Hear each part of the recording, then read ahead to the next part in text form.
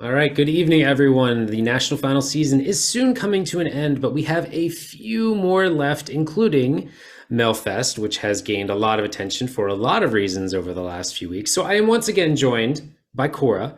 Hopefully, this time around, our hopefully this time around our lists align a little bit more, but maybe they won't. So Cora, have you made your decisions? Have you chose your top eight? I have. I All have. right. I'm And set we're on it. also going to go through the second chances and we'll dive into it.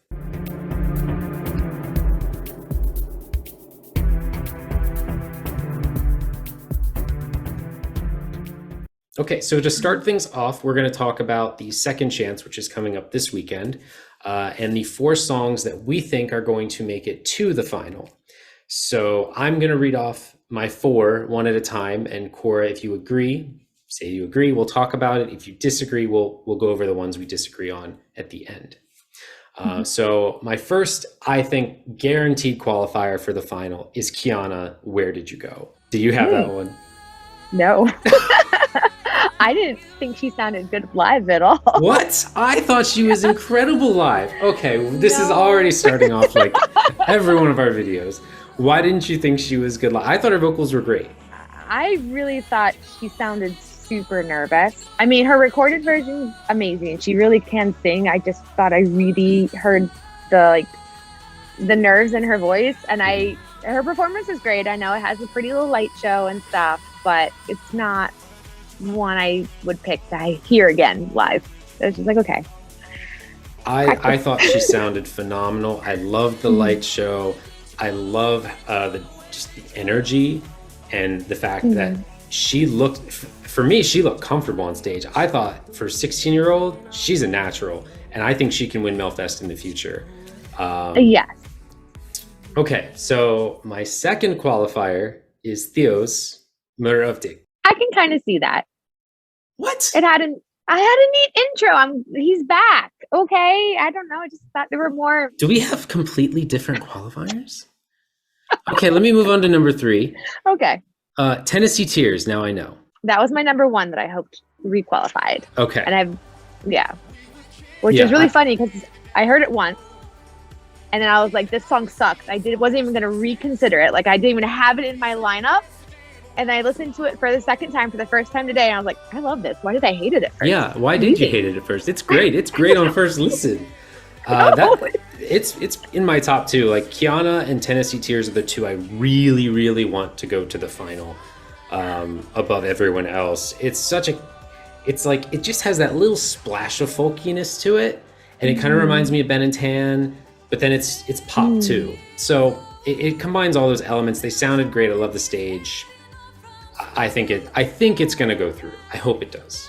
Yeah, it's really unique. I like it a lot now that I've gave it a chance. And I guess my fourth qualifier actually have Melanie Webb for the show. I would like this one. I don't think it's gonna go through actually, but I would like to see it go through. Do Yeah, you have that? she was my second one I really hoped went through. Okay. I really liked her song and the showcase. So Cora, are you maybe about to say you like Victor Crone and you want him to go through? oh my god, he was the worst. Well, not the worst. He had great vocals, but I was so bored. Like there was nothing to watch.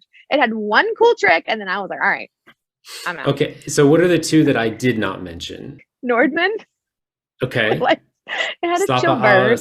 a la Soria. Yeah. Flip Follows Soria, yeah, something. I tried to keep listening to the tune, couldn't hear it. And then Ilav and Benny. I don't think I Ilav and Benny, Dragongo. the rug. Yeah. That was fun. They had Okay. a hot dog. I was like, So we want all of them except Mariette, is what I'm hearing.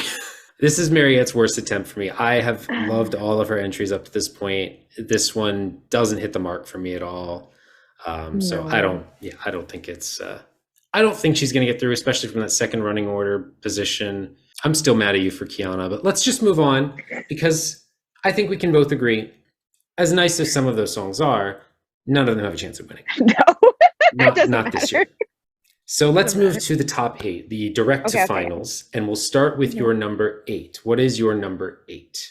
All right. My number 8 is Air by Marcus and Martinez. Okay, that is my number four.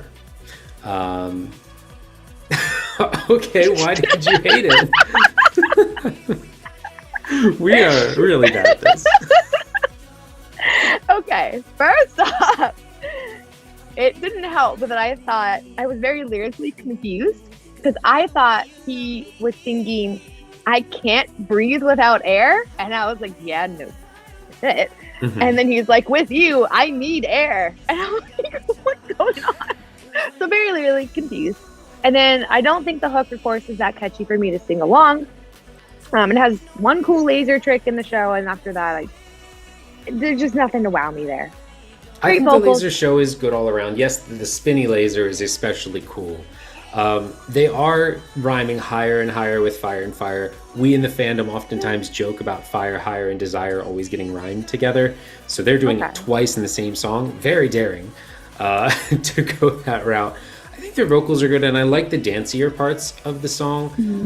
Ryan Dan is a older Canadian twin duo. I don't know what it is about twins and having higher falsettos, but that seems to be really, really common a lot of times. I like the song. I think it's catchy, but it was kind of just middle of the pack for me. All right, so let's move on to your 7. My 7 was "Never Give Up" by Maria Sir. That is my number 8. It just annoys me. So that's it. You can, if you had any notes on it. I just, the never, I get it.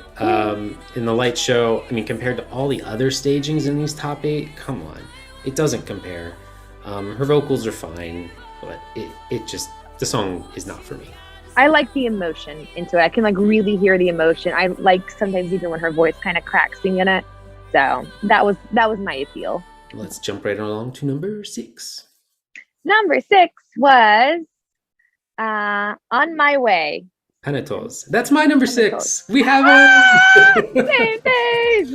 So it's a super fun upbeat dance number. It's probably not winning, but I think this will be either the closer or the opener for sure in the final, just to get everyone energized or cap off the show, because it is fun and their vocals are good, but and there's not much to say about the staging, right? It's just kind of them dancing. So yeah. There's no real like super wow moments, but it's a fun entry.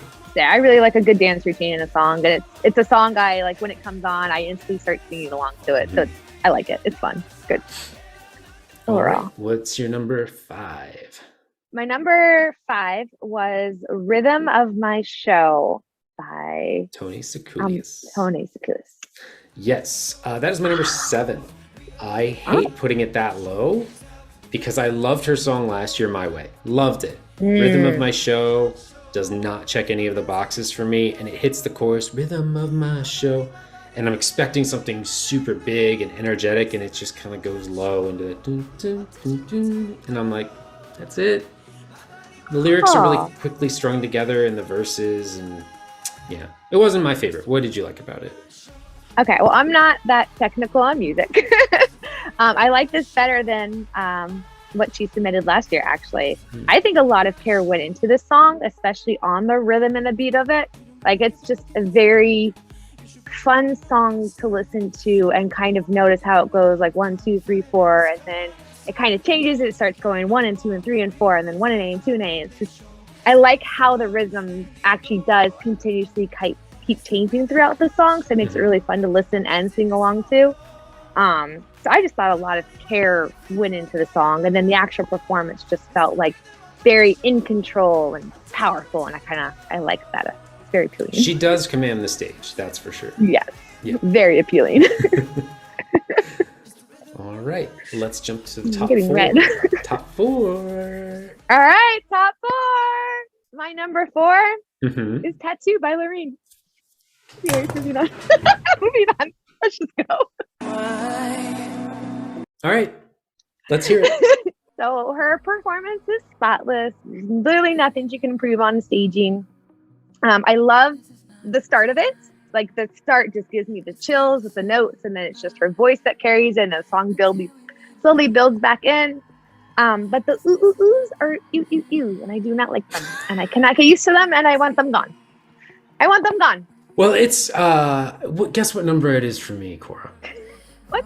Yeah, it's number 1. Yeah, it's number 1. This is the epic sequel to Euphoria we've been waiting for, and I think it delivered.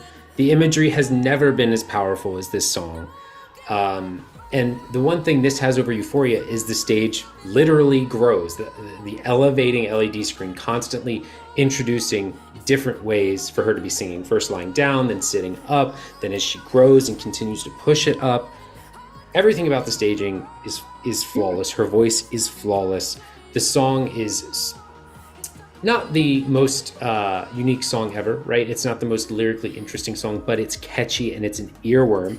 And you're saying tattoo because you know it's an earworm and you can't get it out of your head. So I made number 4 instead of 6. One thing I thought they were going to do, and that they might even do in the final, is when she's like kind of dragging her hand across the top of the screen. Sometimes it seems like the actual image is swirling and things as she's doing it, but it's not super direct. I don't know if it would be cheesy if, like, you know, when the symbols were up there, if she kind of like pushed them off Give and like a they little more brushed them away. Yeah, or something like that. Maybe that's something they explore if and when she does, you know, end up winning. But this for me is the total package. I've been streaming it nonstop, and I fully expect her to walk away with that trophy. Okay, so now that I've got that out of my system, let's hear your top 3. All right, my top 3. My number 3 is Royal by Paul Ray. It's just a guilty pleasure song. I have really nothing else to say about it. It's just a guilty pleasure. I like singing along to it, and it's really fun and creative to watch. And nothing intelligent. It is my number 5. It was really close, 5 and 4. Marcus Martinez and Paul Ray. Those kind of jockeyed back and forth for me a little bit. I liked his entries in the past years a little bit more. I think he does the kind of lower tempo songs a lot better. I love his voice to death. I mean, everything he does. I love his voice to death. Yeah. But yeah, it's a really fun song. It just doesn't. When the second verse starts, it feels exactly like the first. You know, you were saying how Rhythm My Show kind of grows. This one kind of is just.